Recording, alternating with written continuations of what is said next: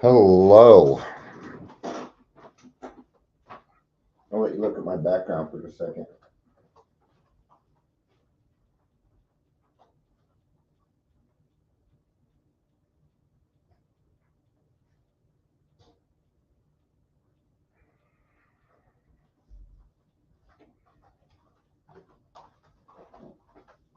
All right, I'm here.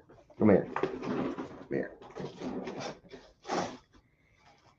Having one of those moments where if I don't put something on my stomach, I'm gonna punch everybody. I don't usually eat on camera, so today we're gonna be talking about the third legacy, what it is. Mostly, I just wanted to show off my background.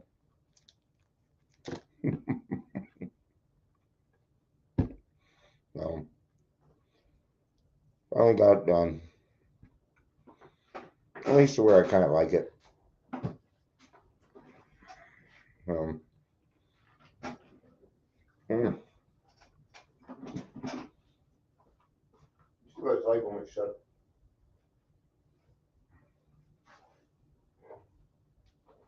Ooh, I like that. It's kind of cool. All right. We're going to be reading out of Language of the Heart.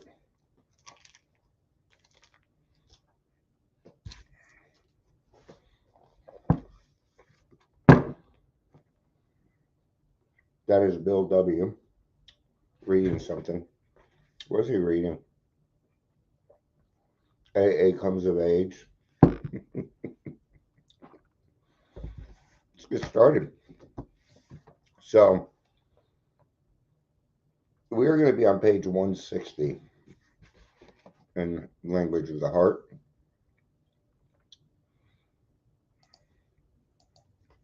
Welcome to Daily Trudge. My name is Dion. I will be hosting. I'm done eating. I'm done. Ingrid made it. Hi, Ingrid.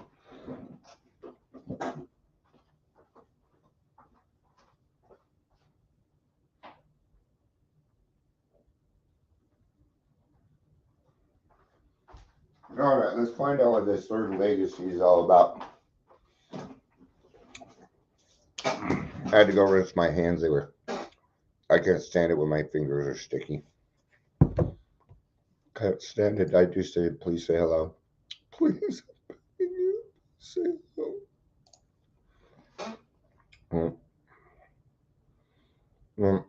That's the new one. That's the one I bought without grommets. Or that'd be kind of cool to hang something up on the ceiling, but it's uneven. This side is too far forward. Right? 160.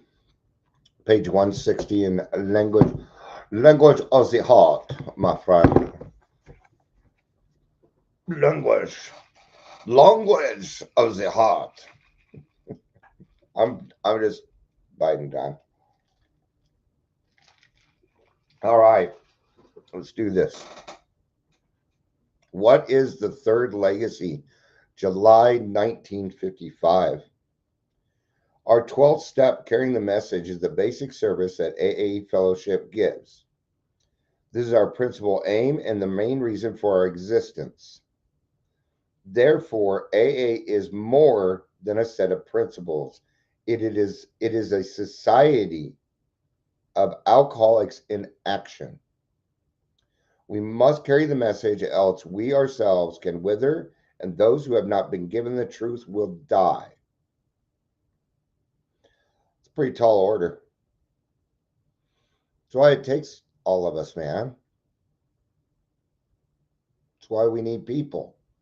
Okay, when I went and did the event, I didn't do it alone. I needed help, man. My wife was there. One of my sponsees came.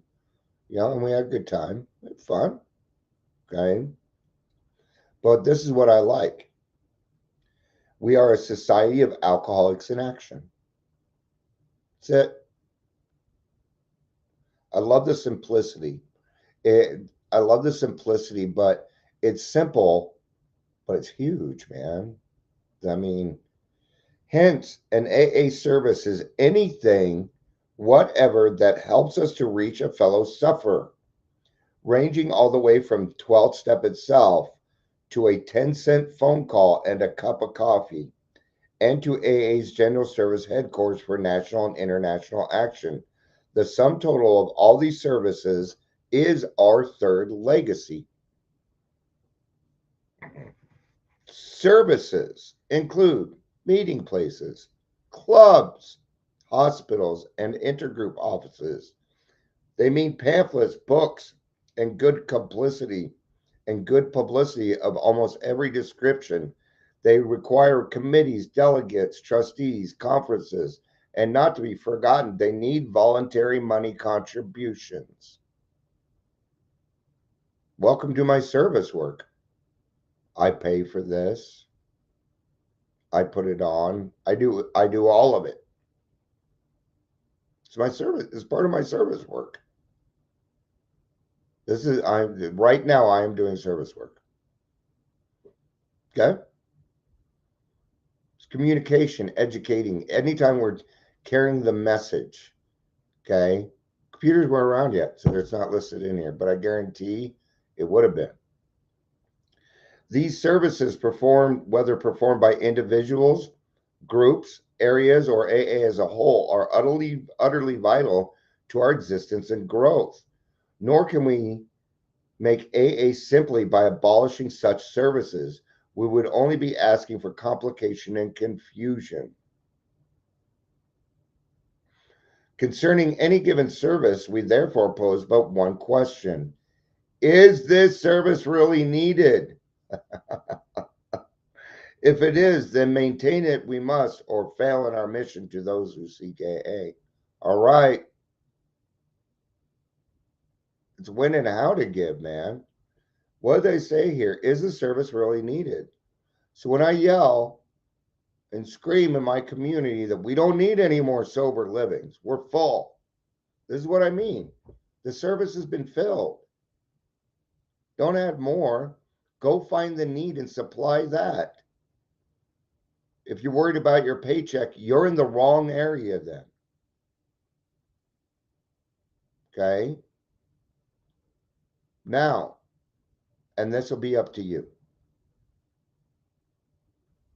Let's say when I was working at Detox, was that service work? No, not in my eyes. Was I doing a service? Yeah, but was it service work in this? No. I was getting paid. And that disqualifies it for me. Okay.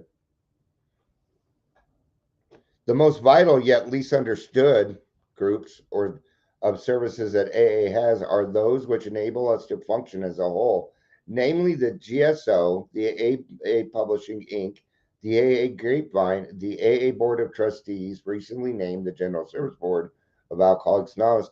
Our worldwide unity and much of our growth since early times is directly traceable to this cluster of life-giving activities located since 1938 at New York. Until 1950, these overall services were the sole function of few old-time AAs, several non-alcoholic friends, Dr. Bob and myself. For all the years of AA infancy, we old-timers had been the self-appointed trustees for Alcoholics Anonymous. Okay? And you know sooner or later they're going to have to let this go. Okay? AA is also the spirit of rotation. Okay? An example of that is I started a few meetings. My goal is to make it big enough to let it go.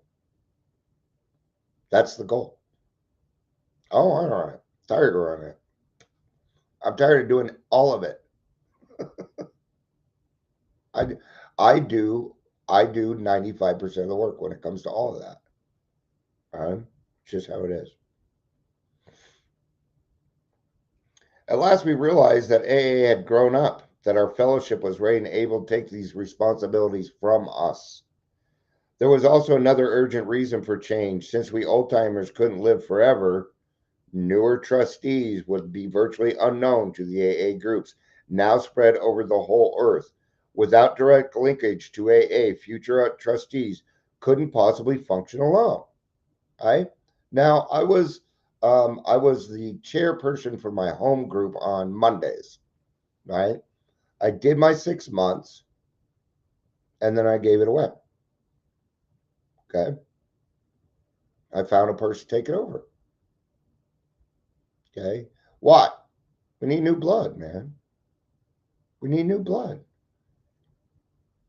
I'm not the alpha omega. I don't want fucking chair. I'm tired of fucking chairing. I am. I'm so tired of chairing. I like going to meetings where I'm not known at all. I really do, because when I go to meetings where people know me really well, they call on me to do things because they know I'll do them. But I want everybody else to have a chance at them too. I mean, I'll do it if nobody else is going to do it. And that's how I say, well, if nobody else is going to do it, I guess. Hello.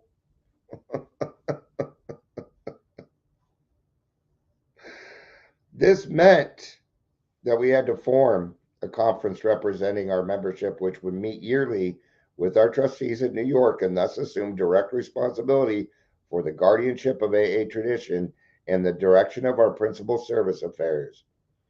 Otherwise, a virtually unknown board of trustees and too little understood service headquarters operation would someday be bound to face collapse.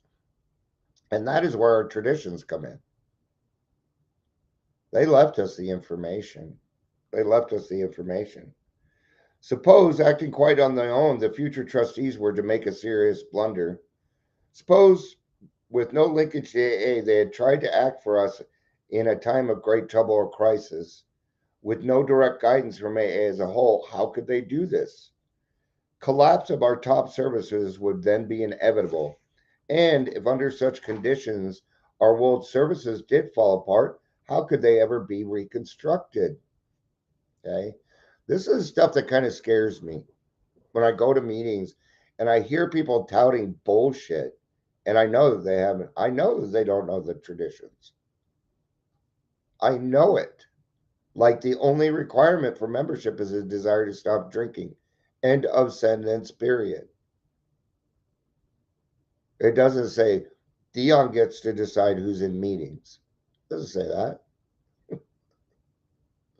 God know your traditions. Okay, the way I see it for me is this: if I don't understand the traditions, then I'm doomed to repeat. And I don't want to waste my time, man.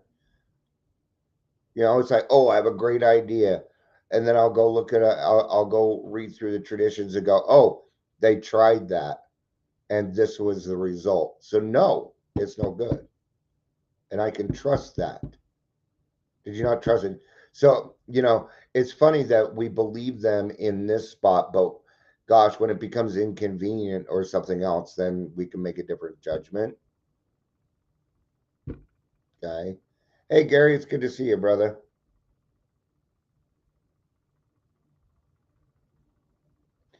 These were the conclusions that led to the formation of the General Service Conference of Alcoholics Anonymous, a body of about 75 elected delegates from the states and provinces of the United States and Canada. On a trial experimental basis, these delegates commenced in 1951 to sit yearly at New York with our trustees and the General Staff Committee members, General Service Staff members. So this is boring. The General Service Conference of Alcoholics Anonymous has proved itself an immense success.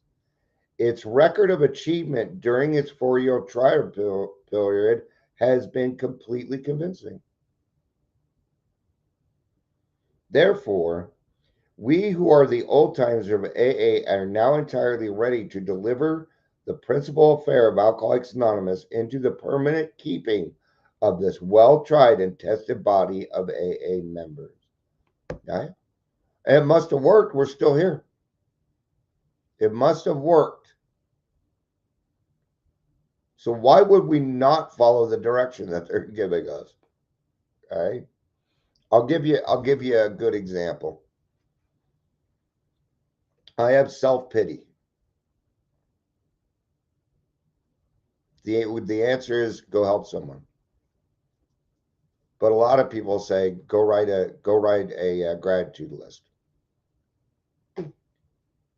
No, go help someone. That's the answer.